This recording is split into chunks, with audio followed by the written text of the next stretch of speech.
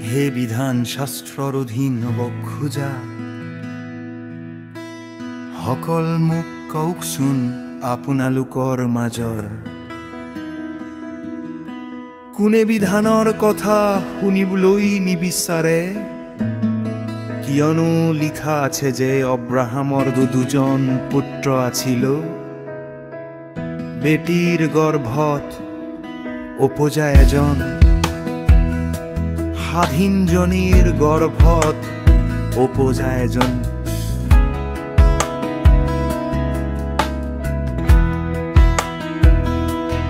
কিন্তু বেটিৰ যিজন কি মাংস অনুসাৰে জন্মিছি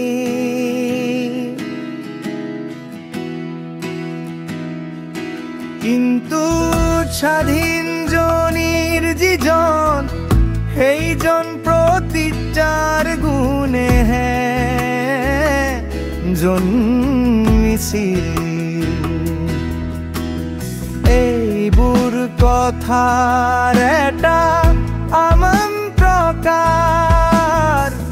ভাবাৰ আছে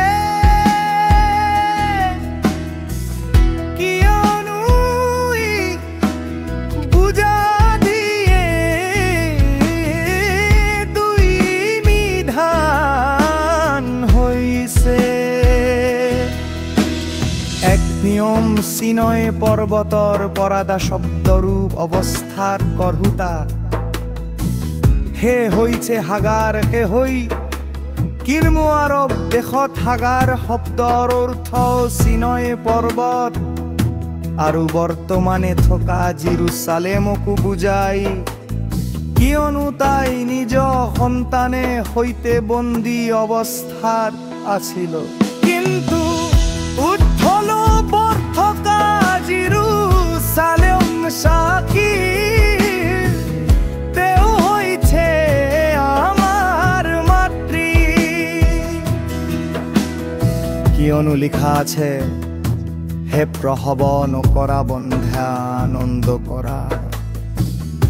তোমালোকৰ মাজৰ যিগৰাকীয়ে সন্তান প্ৰসৱত কৰা নাই বৰ মাতেৰে উল্লাস আৰু হৰ্ষনাদ কৰা কিয়নো গিৰিয়েক থকা জনীতকৈ অনাথিনী জনীৰ সন্তান অধিক হ'ব এতিয়াহে ভাইসকল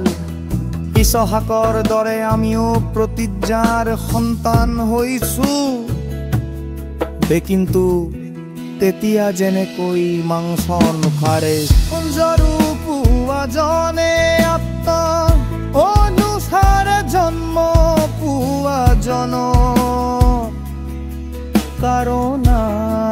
কৰিছিল তেনেকৈ এতিয়া হৈছে কিন্তু হস্তই কি কয় বেটি আৰু তাইৰ পুতেক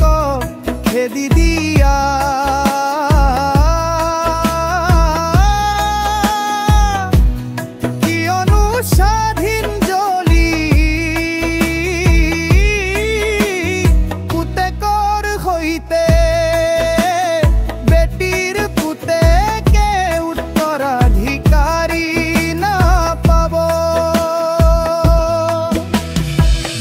হে ভাইসকল আমি বেটিৰ সন্তান নহওঁ সেই স্বাধীন গৰাকীৰহে সন্তান হওঁ এতিয়া হে ভাইসকল ইছহাকৰ দৰে আমিও প্ৰতিজ্ঞা শব্দ